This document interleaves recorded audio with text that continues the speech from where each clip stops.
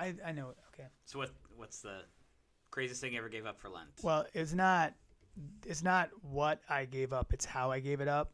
I gave up drinking more than one beer when I was in. It's like saying I won't drink on days that end in Y. And well, that's essentially what you did for Lent. It's worse. It's worse. I was. Were you like 22? It was in grad school, Okay. so I was about 25, and so I would go out and I would order one pitcher and drink from the pitcher. It was a real desert for me. I really went out there. It's like Ron Swanson. How many drinks do you have? One. One drink, one shelf. So that was mine. It was a little Jesuit in me. That's as Jesuit as you get. I like that. Okay. How about you? The weirdest thing you? Not necessarily weird, but it was no longer. I used to give up meat every year for Lent. I remember that. But yeah. I love fish, and I think it was maybe my third time. So it was never really hard, right? I mean, I love cheeseburgers, I love hot dogs, I love beef sandwiches, and so like there were moments where I really wanted a cheeseburger or something like that, but it came and went really quickly. And then I think it was the year where I drove to Jewel and bought sushi for lunch that I was like, this isn't penitential at all. I am in no way suffering with Christ on the cross by giving up meat for Lent. So we could combine that, and you would just have sushi and a pitcher of beer, and that would be that actually does sound very nice. That is the Ed Talks Lent. Yeah.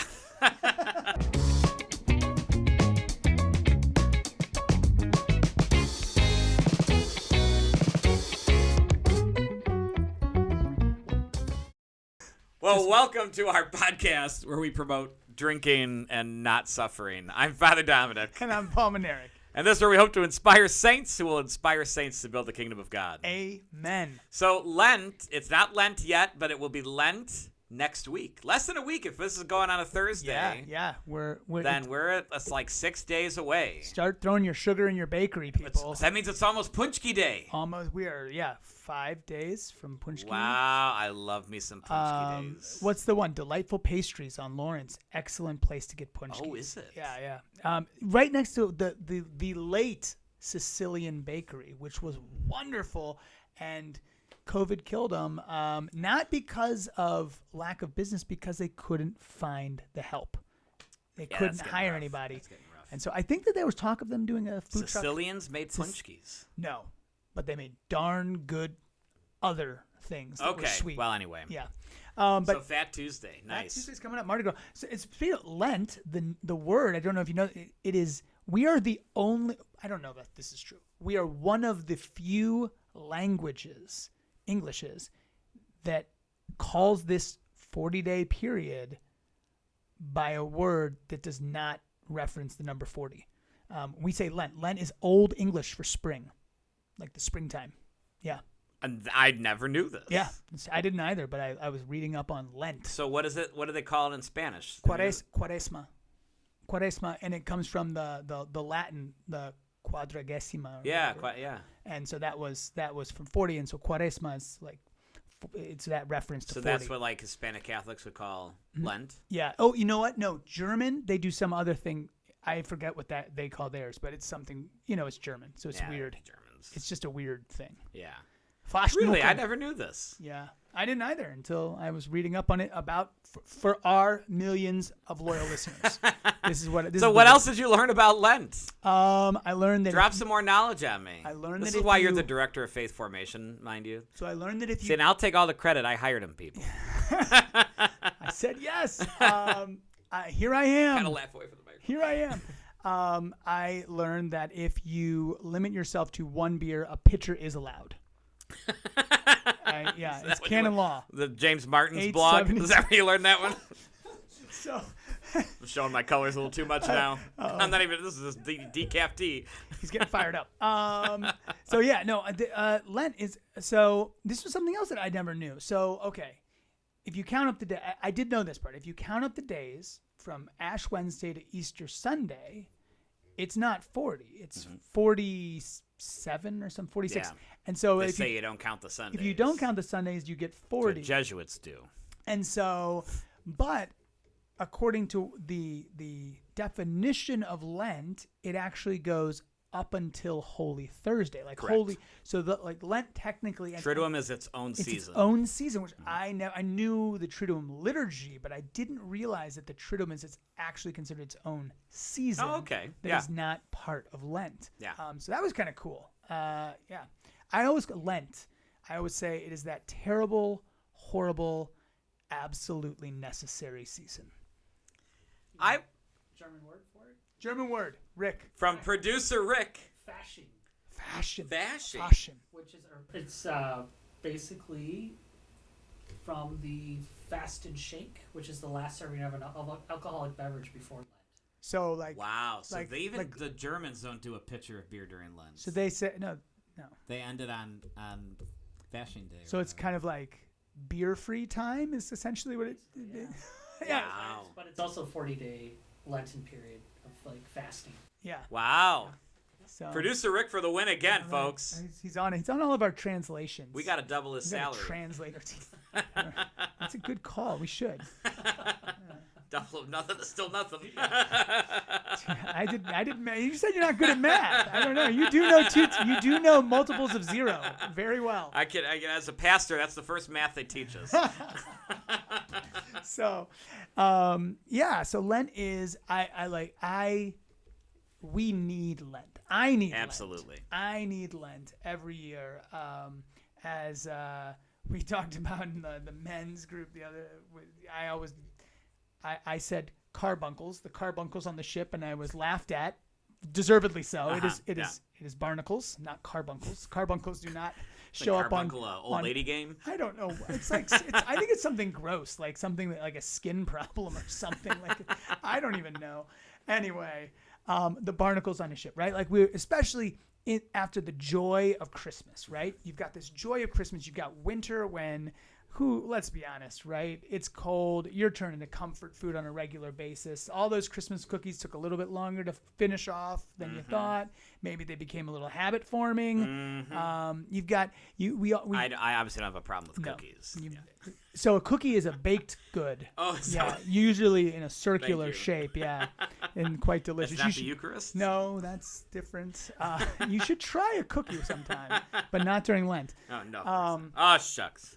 So, but yeah, so that I just think that it's this time to be with Christ in the desert, right? That time to prepare. He did it to prepare for his public ministry, his public life, but he knew that his public life was going to be hard. And our lives, we know, are going to be hard, especially as lives of faith, right? We always talk about what does Jesus tell us to do? Lay down yourself. Take up your Amen. cross. Take up our cross. Follow me. He never said it was going to be hugs and kisses and butterflies and rainbows. And pitchers of beer. And pitchers of beer and sushi sushi from for Jewel. lunch. Jewel sushi is pretty good. Is it? I'm okay. I'll just And trust Mariano's has sushi, too. That's also pretty good. I'll trust you. It's, I mean, it's, Lawrence- you get what you pay for, but I've never gotten sick. Lawrence Fish Market. Now, that's great sushi. And great price. None of these people are sponsors, by the way, but if you want to be, We are really fishing. got an elevator to pay for. We'll take sponsorships. So Lent. Everybody. So we're not in Lent yet, but if you're listening now and it's after Ash Wednesday, then we're in Lent. Speaking of which, Ash Wednesday coming up. Is Ash Wednesday a holy day of obligation? Contrary to popular belief, it is not. But you would think it is, because more people show up on Ash Wednesday than they do on your typical holy day of obligation. Now there is a holy day of obligation in, I believe, every single Lent, and it's a very important day in March 25th. March 25th, 9 months before December Christmas. 25th. So it must be The Annunciation. the Incarnation. And the Incarnate. I knew you were going to bring that up again. Mr. Westhoff, can I get those 10 points back? Thank you. Yeah, so it's March 25th. Now, March 25th, cool thing about March 25th is it is not just a holy day of obligation. It is a solemnity, just like your birthday. Just like my birthday. Yes. So you don't have to fast. And I think it's on a Friday this year. It is on a Friday this year. It is like the big win, guys. So you don't have to fast from meat. Yep.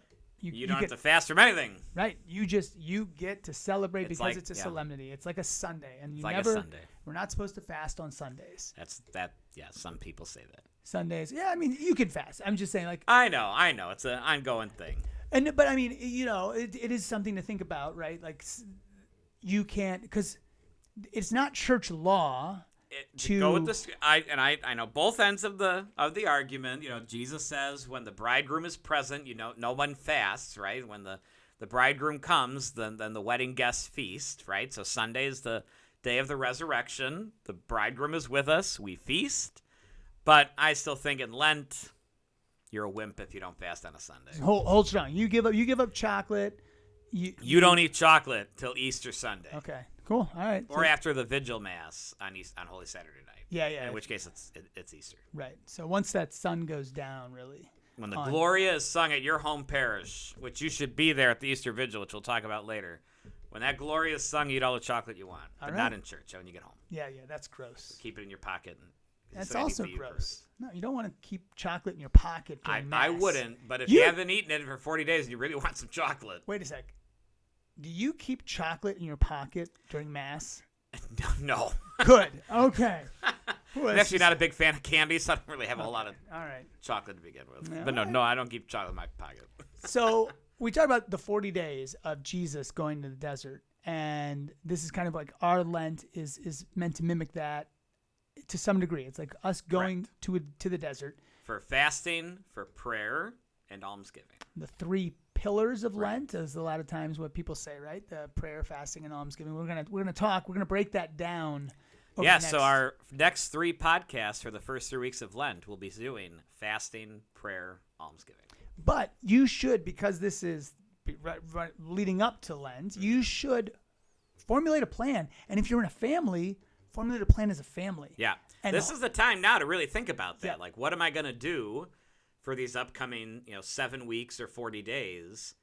What am I going to do to grow in my relationship with Jesus, to become a better disciple, to mimic the cross, so that come Easter Sunday, 7-8 weeks from now, I can truly feel like I'm rising with Christ. Right. And both, and as an individual and even as a family. I think it's families that I've heard of that have done something together on top of their individual fasts.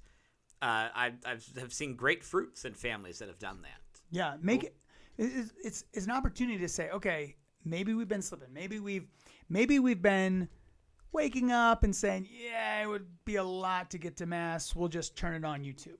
Yeah. And make Lent a time to say, I'm going to set my alarm on Sunday for 15 minutes earlier, and I'm going to get to Mass in person. So I can receive Jesus in the Eucharist. That's a huge thing. And I'm bringing my family. Pray the Rosary as a family once a week, if not nightly. Once a week. Say every Wednesday night before we all go to bed.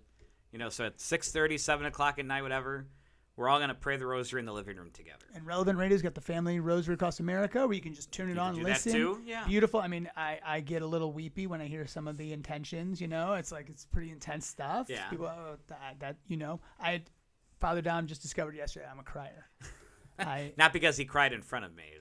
Because he told me. I cried in front of him. So, no, not yet. I have, though. You just didn't catch me. When we watched it with youth group, when we watched some of those episodes of The Chosen. That's right. I have not caught you I yet. do tear up, but you just haven't caught me. You're the sensitive type. So formulate that plan, right? Formulate a plan, write it down, put it in a place where everyone can see it, right? So that you are like, hey, we're holding each other accountable. It's like going to the gym and getting a personal trainer. That's that accountability you want to have, and it's not shallow. This is to make you a better family. This is to make your domestic church stronger. Exactly. Get those rice bowls, and as a family, collect your spare. Well, I don't think many people use cash anymore, but in whatever way you could collect your spare change or just make flat out donations. Put that rice bowl in the middle of the dining room table or on the coffee table in the family room and contribute to it together as part of your almsgiving and your prayer and your fasting, to do stuff together, but also on top of your own individual thing. Right, and and that's the thing. Like Jesus didn't go to the desert to be like, I'm a bad dude. Like, I am cool. I can do this. I'm going for 40 days, and I'm going to eat, like, locusts or nothing, and I'm going to be awesome, and I'm going to show everybody how cool I am. He did it, by himself. Mm-hmm. We wouldn't know that he did it. No one would know that he did it unless he clearly told his disciples about this, and probably in their formation. Like, this is what I did. I'm sharing this with you because it's in all of the, not John, but it's in the other Gospels. The synoptic Gospels, Matthew, Mark, and Luke, they all talk about this. Mm-hmm. So they knew he did it, and he didn't do it to be cool or to be super tough. No, he did it to align his will and to show the devil who's boss. But Right.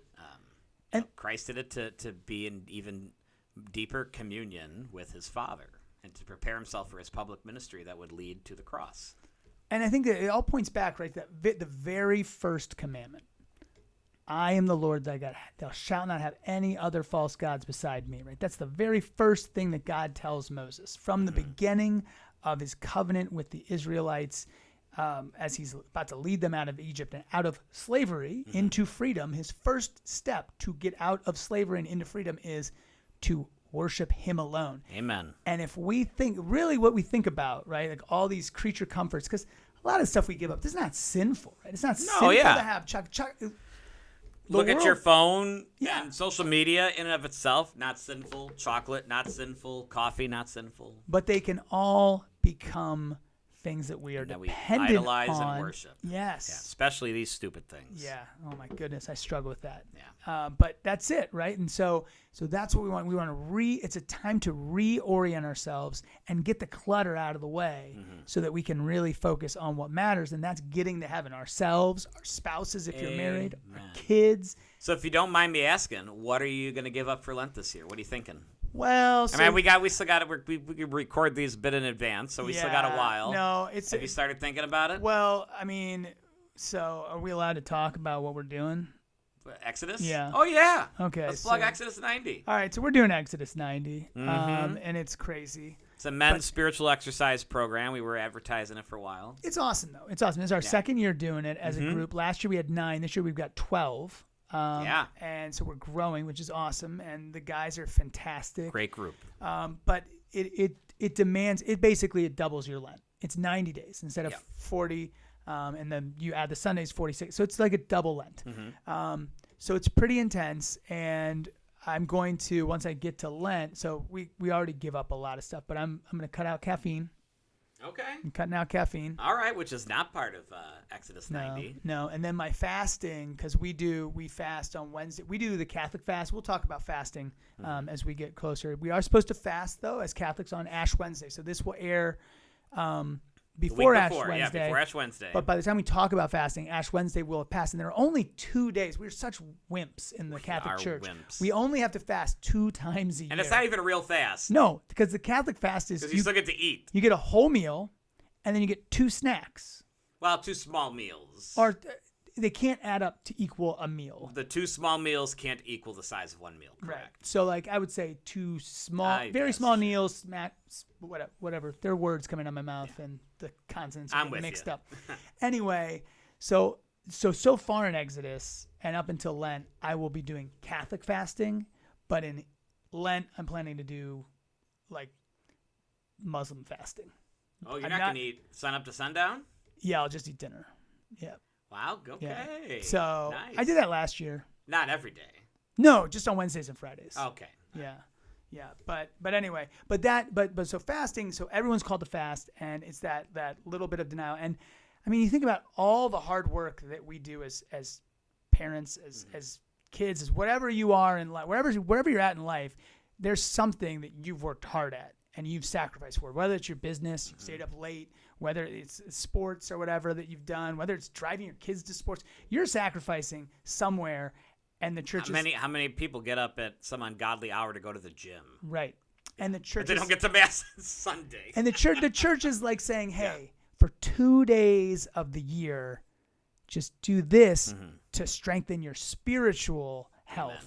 And so that it's really important. It's really important to fast on Ash Wednesday to kickstart. And then Good Friday is the other day we do that. That's right. And so to kickstart your Lent, though, right? To kickstart it with that fast, and then Good Friday to end it with a fast Right. as well is really important. So yeah, for me, I think I'm gonna Nice. up my game by cutting out caffeine. I'm gonna cut out. I'm gonna do the real fasting on every Wednesday and Friday during Lent. Nice. So All right. yeah, I good think for those you. are my things that I'm gonna up. Yeah. Good. How about you? So I'm going to do something similar to what I did last year. So last year, I wanted to focus on simplicity of life. And so I was giving away items every day of Lent. But like what I was doing, and I failed at it, so I'm going to alter it a bit this year. Like on Ash Wednesday, I picked one thing to give away. On the next day, it was day 2, so I took 2 things to give away. On day 3, 3 things. Day 4, you know what I mean? And these are So it your progressed. things. These are my You things. can't give away Father Taylor's things. No, I wasn't giving away Father Taylor's things. So it's my things. Or Father, yeah. He doesn't have, well, he actually doesn't have a lot to give away. So that's what I was doing. But I ended up giving away 300 some odd items. And so at first, like I had pairs of shoes that I wasn't wearing. And so at first I was like, no, it's not one pair of shoes. It's not 2 items. It's one pair of shoes. Okay. So I counted the one pair of shoes as one thing. That's hard. But as I got on, I realized I may not own as much as I thought I did. So then I was like, okay, how many pairs of shoes did I give away? All right, I gave away 4 pairs of shoes. So really, I gave away 8 things. So you retroactively. So I retroactively implied those because it was getting hard, and I think I was left.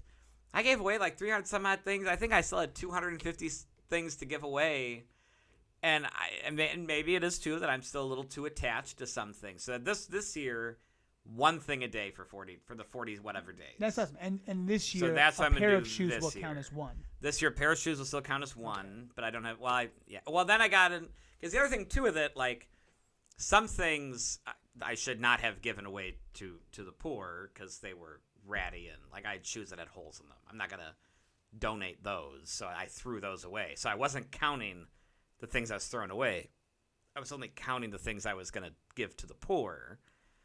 And then I went back and I started counting the things that I threw away, like that one pair of shoes. Those were 2 things, even though I threw them away. Yeah. So this year it's going to be one thing a day, so the 40 whatever, and it's all going to be donated. Anything I throw away will just be thrown away. That's cool. I mean, I think that's. And I'm not allowed to like.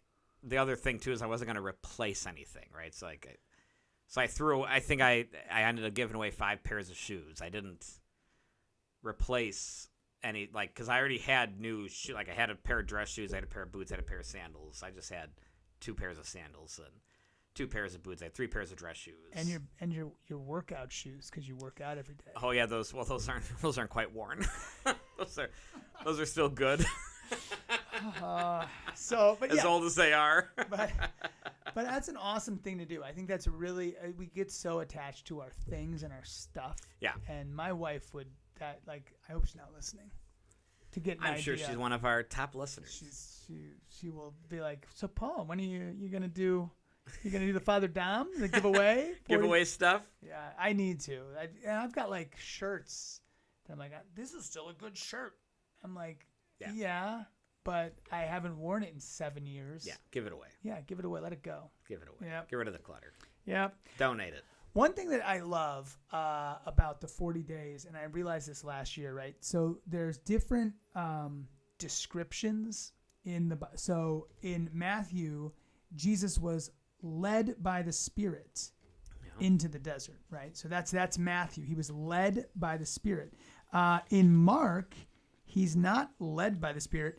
At once the Spirit drove him. You get so the Spirit is in front of him, right? In Matthew, the Spirit is behind him in Mark, and I kind of like that. I think they're both right, right? Like, and that's what you need, I think, to make it through a good, wholesome Lent of renewal. Is you need to be led by the Spirit, but you also have to ask the Spirit to push you sometimes. Amen. And we can't do it alone. we cannot do any of this alone. Can't do it alone. It's not a cool tough That's guy. another beautiful thing about Exodus 90 is that we have the fraternity that Right. holds us accountable, and that we're walking together on this road. Yeah, we all screw up. We all Yes, we all, do. We all fall, and we hold ourselves accountable, and that's a good thing too. Another great thing about Lent: go to confession. Absolutely. Go to confession. We'll offer, and actually during Lent, we'll offer confessions twice a week again, like we did in Advent. We'll have confessions on Wednesday evenings before a Wednesday evening Mass, as well as our regular Saturday afternoon confession times. So you've got loads of opportunities here at St. Ed's to get to confession, and to go at least once during Lent and clear your soul. Get that reconciliation. And check out our parish website, social media, the bulletins for our Lenten schedule. We'll have Wednesday evening confessions and Mass every Friday in Lent. We'll have the Stations of the Cross. Go to the stations. Even on our first Fridays, we'll still have Adoration and our Healing Mass. And then Stations will be after our Healing Mass. Bring kids to stations. I bring my kids. It is an awesome thing. Stations, it's super fast too. It's like a 20 to 25 minute thing, but to walk that way of the cross every Friday in Lent is really powerful. It's beautiful. And so, then we're going to have a Lenten reflection night with music. We have our parish mission speaker coming at the end of March, Father Vinny. He's a Capuchin Franciscan from New York. And you have that New York accent. I can't do a New York accent, but he's from New Jersey. But he looks like as if like a Francis Ford Coppola designed a mobster friar. That's what Vinny both looks like and sounds like. So some guy from the mob is hiding out and masquerading as a monk. It wouldn't surprise me if that was Father Vinny. Yeah, but he's hysterical. You're gonna love him. He's gonna be great. He's great with the kids. And that's March 27th, 28th, 29th. It's the last week of March. Yeah. So he'll preach all the masses that last weekend of March. Sunday is the 27th. And then Sunday night, Monday night, Tuesday night. Put it on your schedule now. He'll be at our parish mission, and then obviously the Triduum celebrations. Oh. Yeah. Make this the best Lent ever, people. Make it the best Lent ever. Let's do it. I'm Father Dominic. And I'm Paul Eric. And this is Ed Talks, where we hope to inspire saints who will inspire saints to build the kingdom of God. Amen. Happy Lent, everybody.